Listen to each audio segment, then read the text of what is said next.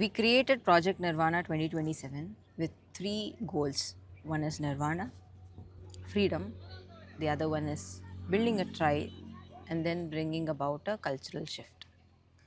Now let's start decoding what Nirvana is. What exactly do we convey people when we say No, Nirvana? the fundamental idea that we have three goals, it's not three actually, it's just one, but it's all connected.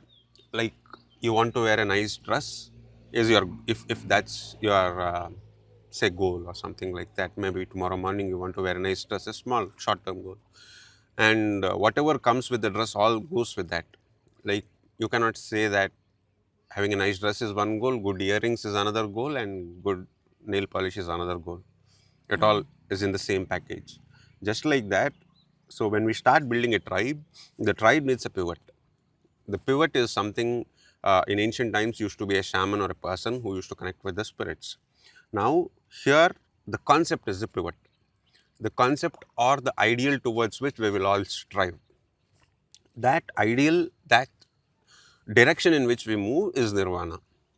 So, once, see, as we move together in that direction, I'm sure some of us will be confident that we have reached that state. Once we are confident, then we can take their guidelines until everybody else in the tribe gets to that stage. But as of now, it's the ideal that we seek as the pivot. So that's the nirvana. And who will seek that is the tribe. And the cultural shift, culture is sum total of all the knowledge that one senior individual of a species transfers to the junior individual, right? So all that you've learned here, uh, maybe whatever modern education system teaches you, society teaches you, they are not um, directing you, or they are not orienting you towards nirvana. They are orienting you towards material success, wealth, competition, being maintaining some kind of all the good qualities that we used to talk about in maybe our schools, whatever are the qualities that you should strive for. All these are regarding our behaviors and how we appear in the public and how the public perceives us. None of that matters for nirvana. So, this re education is required. That re education will bound us to values in nature. That's a different culture we will go to, it's a different culture we are in. So, there's a shift.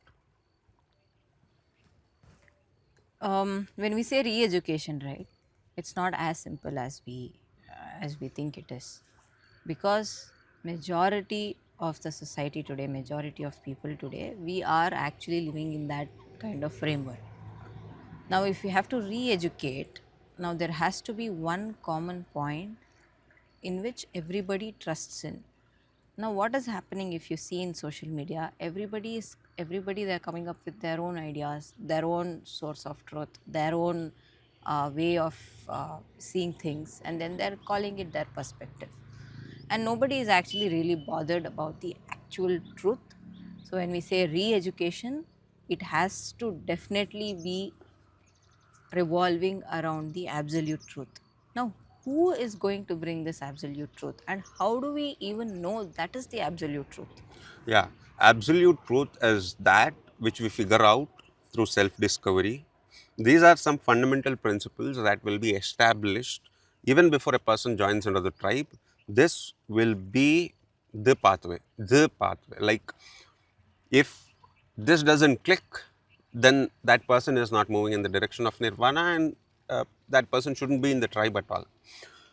The idea ideas are pretty broad, like generic, and but still you can measure everything in comparison with that idea. Like this is a frame of reference. For example, the journey towards nirvana happens by observing the breath. This is the path. We don't need anything that obfuscates this. Like The breath should be the common factor no matter what. So you go to through physical means, use tantra, yoga, no matter what you do, the mind can connect through to the space-time dimension only through the breath.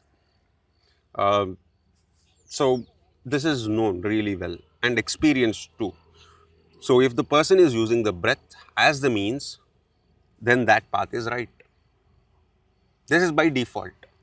If we are doing anything that will not help us to breathe deeper, observe ourselves to the point where the breath changes from the inhale to the exhale, then we are diverging. So this is a focal point towards which we will again get back to, whatever practice we do. So like that, we have some fundamental principles, or, or about the universal consciousness or the supreme Brahman. You call it any name depending on religion, language, whatever. But there is there are three dimensions basically: the space-time dimension. The mind operates from a different dimension but controls the space-time dimension, and beyond these two dimensions is the dimension of bliss, consciousness. So getting into that dimension is by silencing the mind. This is absolute truth. There's no doubt about this. When we have such fundamental concepts established, there are not many of them, but they will serve as the guideline. If something that somebody is telling goes against one of these guidelines, then that is false. We will not go by it. Who are giving these guidelines to us? Now we build a tribe, and who is actually giving us these guidelines? See, people who have already experienced all these phases have written it extensively. And with whatever experiments, with whatever trials I have done, I have experienced it. And no matter who it is, if they have tried something in this direction, they would have known that this is the way to truth. I don't have to explain it to them. So it's a common thing in this entire universe. I'll tell you why it's not very convincing, whatever you're saying. You talked about breath. Now you take, there are, every Akbar Birbal out there is actually building a spiritual community and then teaching yoga and teaching whatever nonsense. And even that nonsense, whatever they're teaching, is actually is using some of these breathing techniques and whatnot. So first of all, we do not have the ability, the critical ability to understand or to gauge if something is has value or not. That's first thing. Second thing is, when someone is saying this is from my experience, every other person who's calling themselves guru is saying from his experience, who has done deep sadhana, whatever you want to call it, Right. has come up with those Sure. practices or teachings or whatever. Yeah. Now, how do I believe which is right, which is not right? Just try. Like, I'll give you an analogy for this. I'm telling you that we get sunlight from the sun and the moon. Sun during the day and moon during the night. You can see the sun if you look up. All that you have to do is look up at the sky. You will see the sun. At night you will see the moon. Evenings also you can see the moon. It depends on the day. And there are other people telling that there are monkeys flying in the sky which shine light upon us. All that I'm telling you to do is look up. So if you keep staring at your smartphones, listening to someone who says that monkeys are shining light from the sky, and you choose to believe them, I'm not to blame. There is a proper method in which you can figure out what is true and what's not. Like just looking up at the sky, you can just start observing your breath. Looking up at the sky might take fraction of a second. Observing the breath, depending on how disturbed you are, might take a few seconds or minutes or hours. But then the end result is the same. It's as plain as looking up. Now, if somebody says there's a monkey dancing in the sky and that's why what it shits is light and that's how we see everything, that's how we get light, and you choose to believe that by looking at your smartphone, I can't help it. I'm if I'm telling you that through, say, from my experience, I know, I'm just telling you that I've looked up and I've seen it.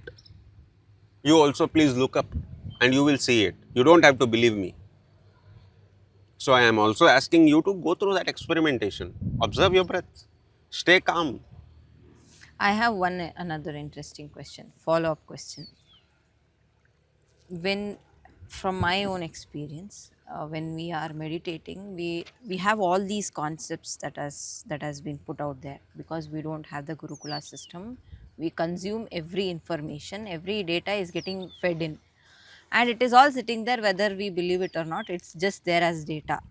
Now that is all playing out when you sit in silence, when you try to sit in silence. So now let's say someone says you will see a light, you will hear a sound of violin, or you will see some tree dancing.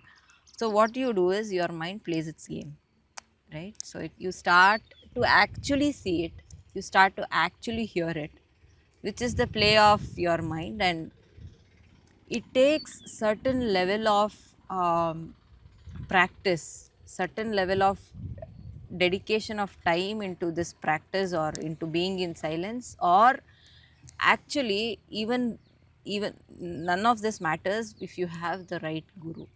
Now the challenge itself is choosing the right guru.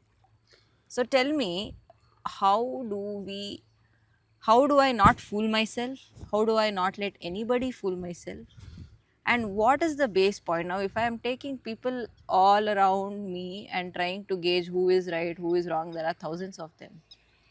So what do? Do I actually go back to our ancestors, read scriptures? Now which scripture is the best for me? How do I know this? What, how do we put this See, information together? always a good teacher will give you something simple to start with, and he will show you that the results uh, accumulate as you start doing whatever he says. That's the first basic metric. Next thing is, as you uh, walk through the path that he guides you in, he will stand by you and walk with you throughout the journey. So if you fall,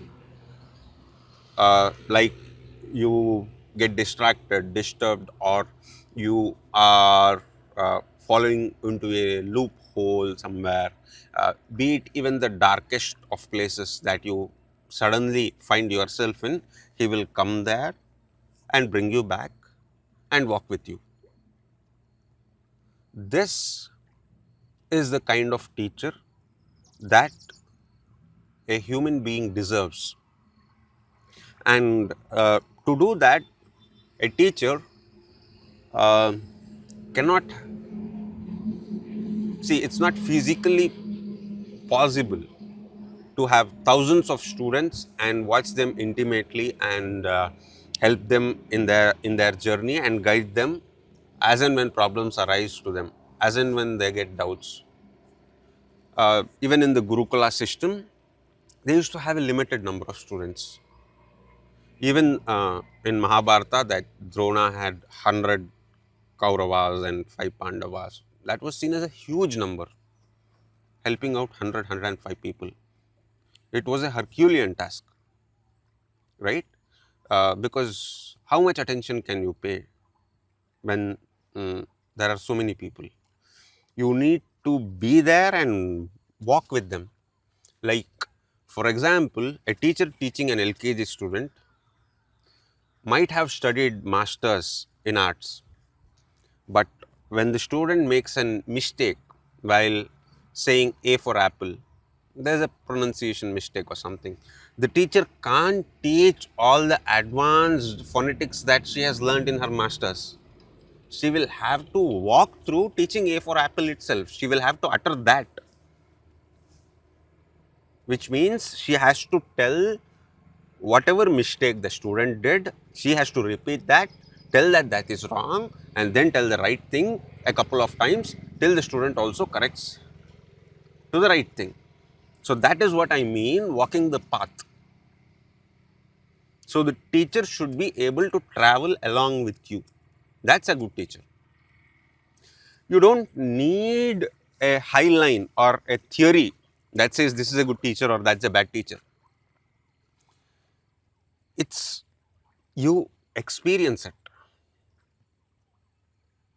Again, people confuse what experience is. Yes, yes. So it's quite hard because when it's quite hard. Yeah, because today our mind, we are always almost stressed. So even just a little escape point we get, we feel we're experiencing the most, the heaven here. But it might not be actually leading you to, nirvana or self-realization. It could just be your resorting point, just See, like a resort. beyond a certain point, see, I don't intend to change the whole world. If it changes, I don't mind, but that's not my intent. My intent is just to help out a handful of people. But again, if they deserve that help or not is nature's decision. It's not my decision. I don't want to convince people that I am going to guide them well or I am the right person to guide them. Whoever they think is the right person, let them get guidance from. Uh, but understanding certain fundamental principles which are mentioned in all the scriptures and looking for common grounds, and it's logic and reason. All that you need is some reasoning. Yeah, Like, but we would are you, not taught that this in is our very modern simple reasoning. education. Would you prefer a teacher who can hold your hand and walk with you and not let you fall, or picks you up as soon as you fall, or teaches you a lesson as soon as you fall? Or would you prefer a teacher who generally addresses a gathering of 10,000 people and walks away? And when you fall, there is nobody to talk to. This is very simple reason. And let me also bring up one more question. How important it is to have, especially at this point of time, a physical teacher with you, like being there physically with you. Because I'll tell you, when you go back in time, there were, for example, if you take Raghavendra Swami, Rayaru, there were so many devotees of Rayaru. Rayaru is not there today, but then they're still guided in that whatever dimension. Now I might as well, this is again from my personal experience, that I confuse many things with, oh, my guru is here, my guru is seeing me, my guru is helping me. Because when I started off in this journey, I started off with teachings where the guru was not physically here. And then my two-wheeler broke down, and I'm like, my guru will help me start the bike. So these things will happen because it can get very childish, and there will be no one to actually tell us this is nonsense. My two-wheeler breaks down somewhere, my pen doesn't write, I'm like, guru will help me write the the thing, my guru will help me start the bike. So I'm not reading in my exams, my guru will show me a way. It's just an escape. So that's why I'm asking you, how important it is to, is it really important to have a guru physically with you at this point of time? Because we are all going crazy, we are just assuming whatever we want, we are creating up our own truth or No, whatever. I was thinking maybe not necessarily, but the way you put it makes it quite obvious that it is required. Uh, Actually, it depends on the quality at birth. So, mm today, woke culture or modern people believe that everybody is born equal. They are not. They are not. Not just in the appearance, fair or dark or tall or short. I'm not talking about that.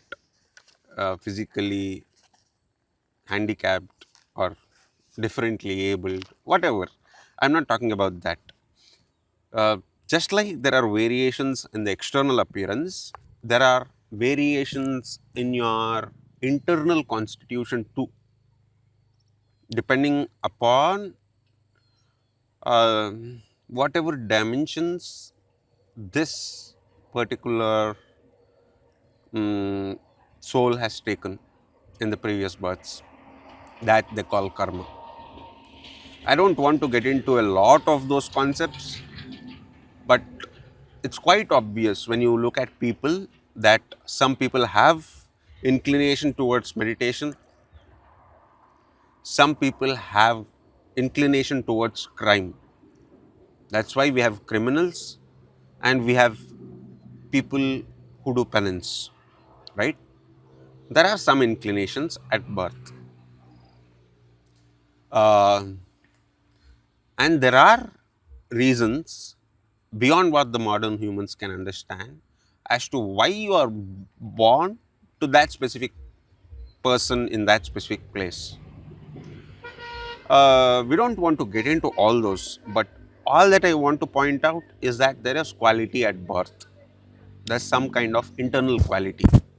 The capacity to enlighten varies from person to person. There are historical accounts of people who were born enlightened. Like if you have heard of the Hastamlaka of him, Shankara's student, who didn't talk to anyone till he was maybe 6 years old. I'm not very sure about the number, I think 6. And when Shankara asks him who you are, he says, the meaning of who I am in the clearest possible way. And what am I? Am I the body? No. Am I the mind? No. So he gets to that awareness concept, and that's the first thing he speaks. That's quality at birth. He didn't have a guru then, prior to that. So the soul is like already in at a stage where it's ripened. But just before, like maybe a silly feather dropping on your head or a leaf just coming in the wind and resting on your palm might suddenly make you enlightened because of the merit they had in previous lives. That itself could they make them question, and instantly they could be enlightened. So this is called quality at birth. Quality at birth varies from individual to individual. So if you ask me a generic question, so that there are people who think in all these childish ways, imagine all that. If they will find the right path or not, all depends on the quality of their birth. Nature has its variation, and we are nature itself, right? So even in us, there is variation. There's one tree that produces sweet fruit, another tree that doesn't make such sweet fruit. There are variations in human beings, and we have to accept that. It's the play of the divine. So whoever um, is meant to figure out this, whoever is meant to hear this through all the randomness in nature, will end up hearing this, whatever we speak to. Maybe somebody is the person who should be hearing this and has maximum inclination towards nirvana. But the YouTube algorithm could just bypass that one person alone. We cannot control for all. We should not even try to control for all the factors. We just should let it play out by itself in nature.